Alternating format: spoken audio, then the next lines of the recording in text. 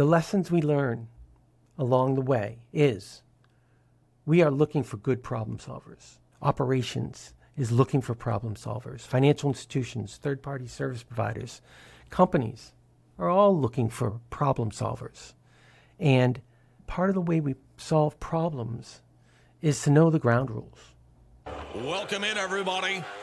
You're listening to Wrestling Payments, a podcast where we help payment professionals contend with the challenges of modernizing their payments operations and identifying ways to build for the future. If you're interested in payments innovation and modernization, you're in the right place. Now, let's get into it.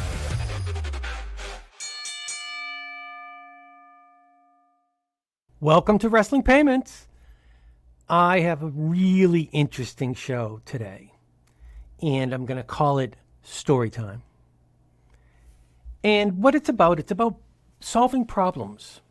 One of the skills, we've done a lot of research around the new role of operations, how operations is changing, and what are the characteristics of the workers, the employees we're looking to find to work in payments. And one of the things that doesn't get mentioned a lot is they should be problem solvers. And the story is a real story.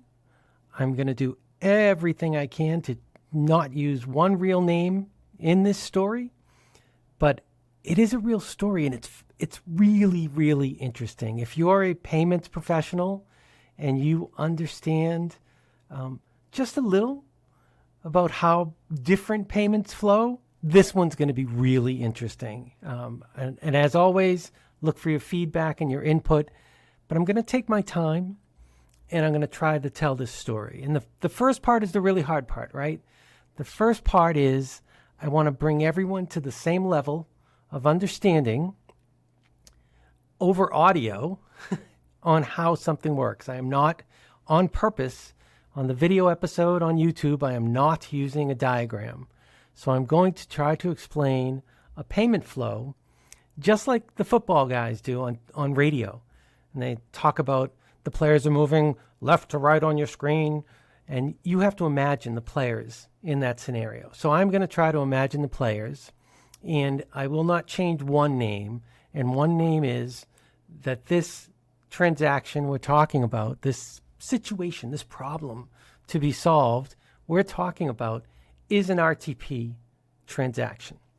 And we have a lot of members looking at RTP, turning RTP on to say, let's see how this thing works, and let's see how and what volume we get. And I commend them. I think that's a great idea.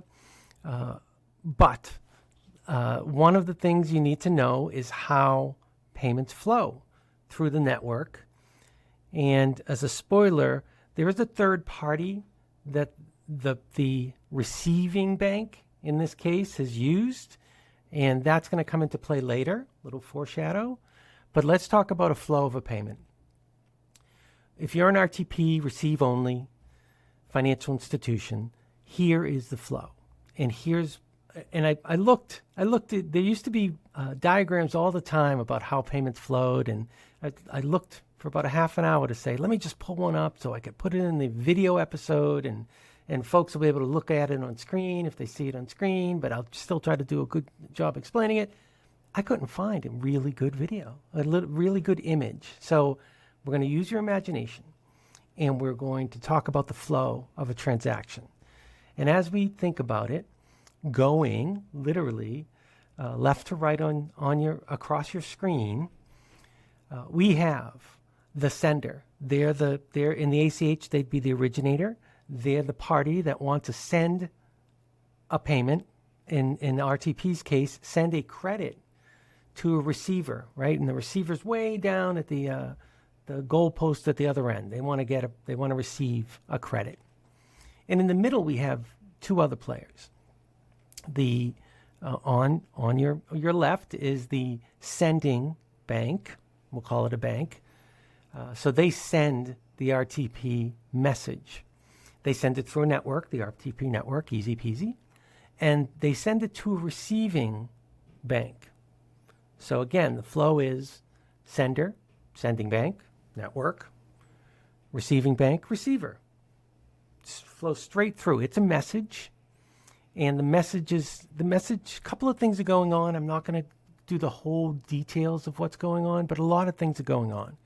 And what the first thing going on is when the sending bank goes to send the transaction, they're making sure that there's money in the sender's account, right? They don't want to send out a payment that doesn't have any money behind it.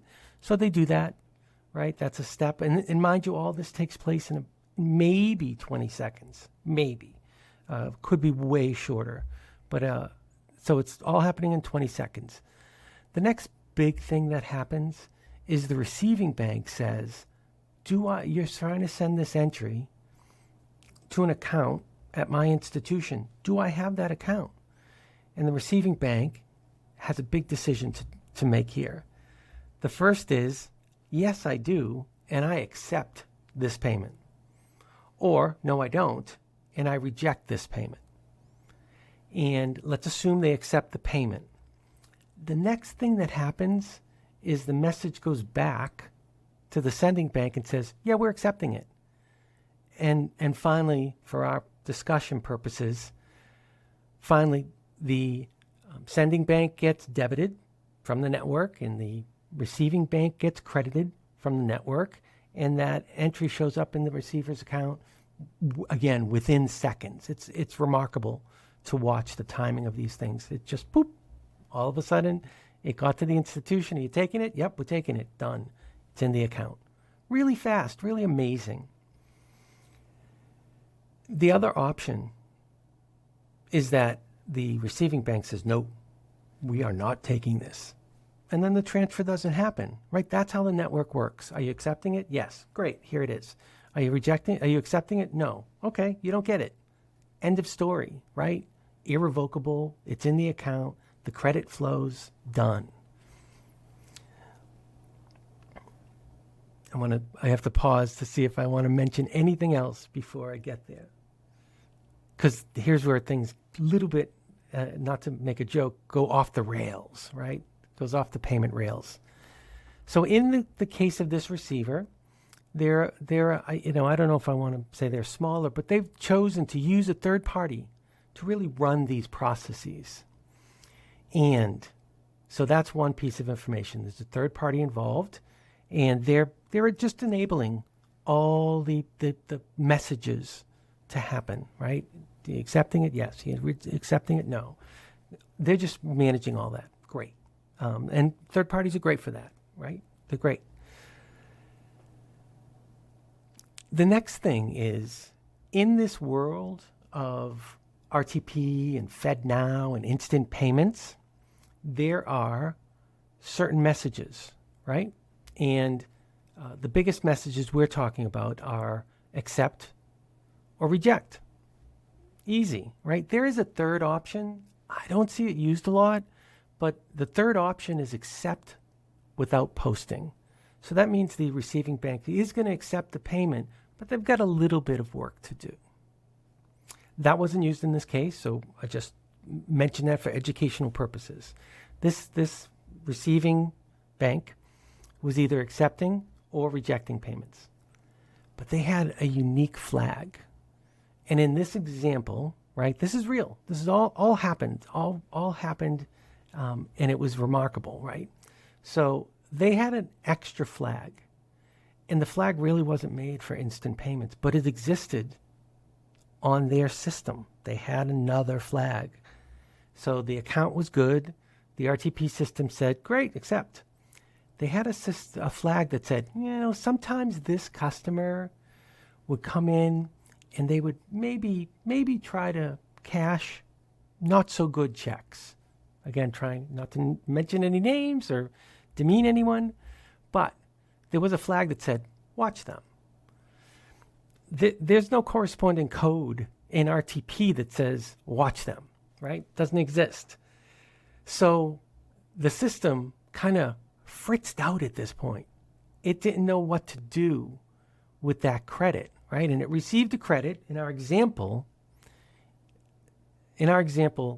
the credit was received from one of those P2P apps. There's P2P apps out there that you can send money to your friends. And in this case, it was settling, and we'll call it Joe Pay because, again, we don't want to demean anyone.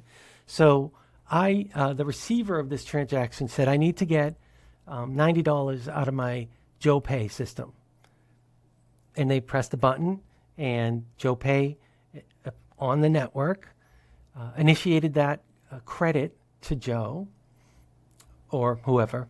Sorry, don't mean to overuse Joe. And the receiving bank said, yep, got it. And then their system said, nope, don't got it. And here's where it gets super interesting, right? So again, trying to stay moving from left to right across your screen. The third party, in an effort to help, when it hit a flag, like the flag that said, hey, teller, take a look at this customer when they come in and be careful. And they took the action of creating an automated way where the credit from Joe Pay would automatically be sent back through the ACH to the sending bank. Now, I think I know a lot about RTP, but I can't guarantee you that when an RTP transaction goes through, the sending account number is in the transaction. And I'm going to go with the assumption it isn't.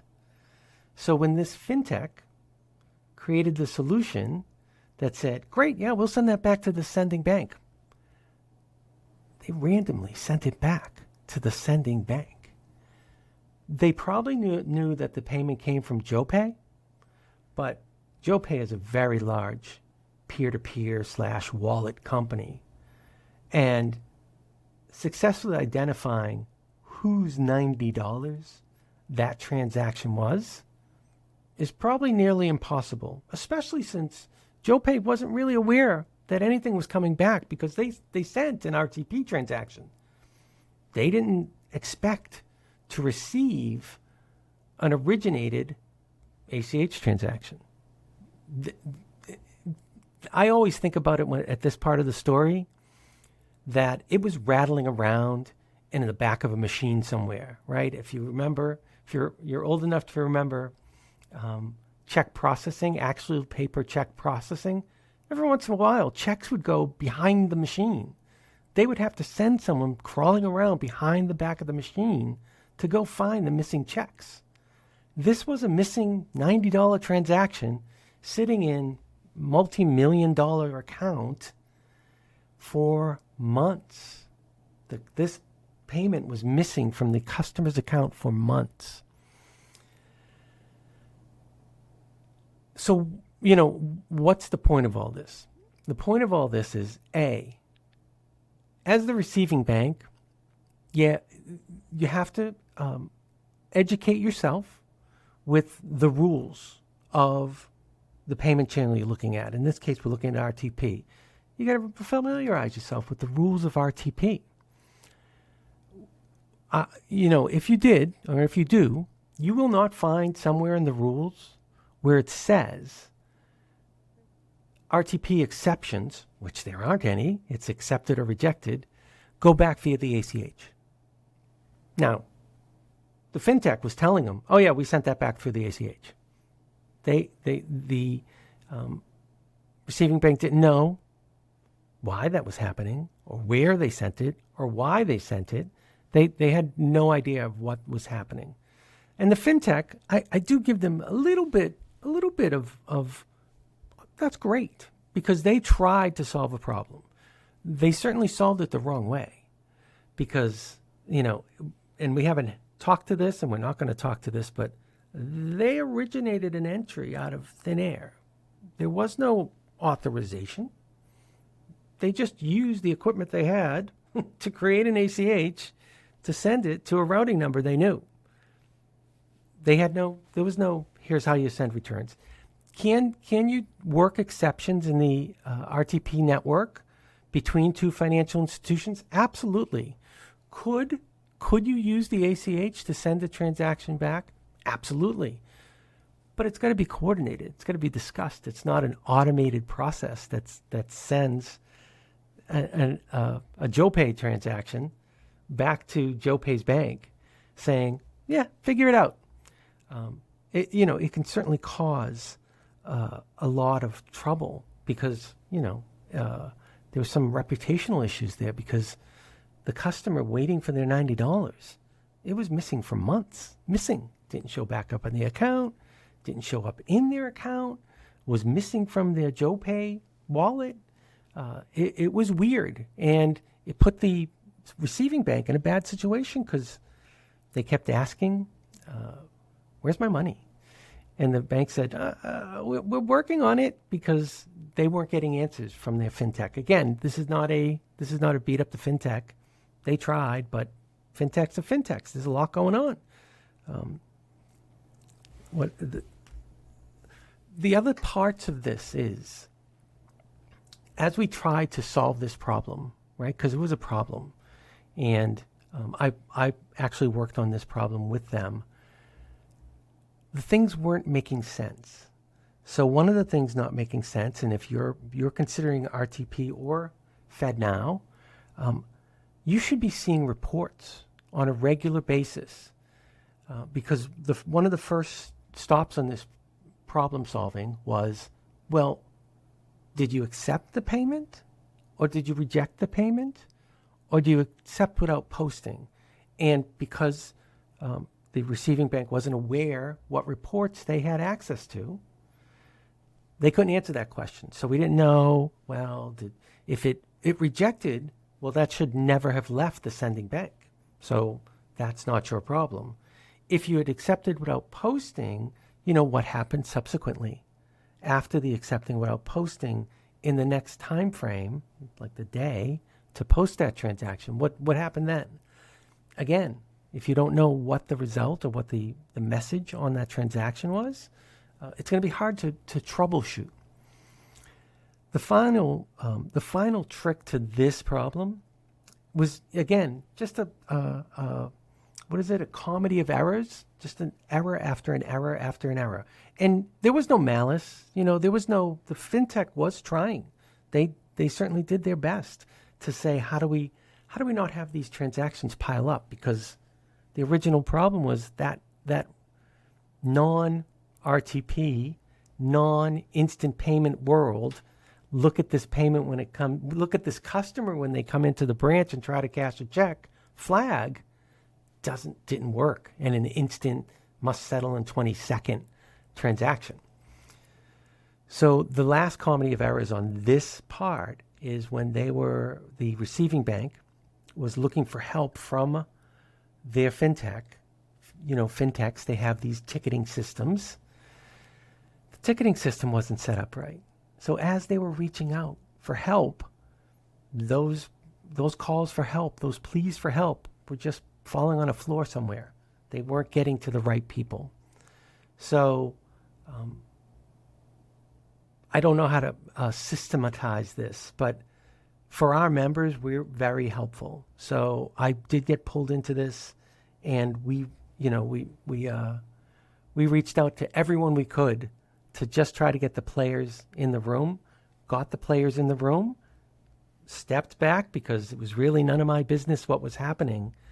But they worked through this. They solved this problem in 30 minutes. And they solved this problem for everyone using that fintech, which is very helpful.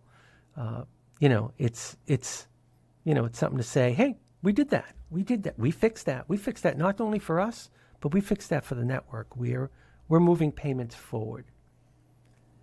This video this audio may never be heard, as there may be version 2 and version 3. But the lessons we learn along the way is we are looking for good problem solvers. The network, the payments network, and I use all payments in that case. Operations is looking for problem solvers. Financial institutions, third-party service providers, companies are all looking for problem solvers. And part of part of the way we solve problems is to know the ground rules, right? And then in this case, the ground rules were, how does RTP work? How does it work? So when the story gets told, that the minute they said, oh, and they sent it back via ACH, that was weird. So that.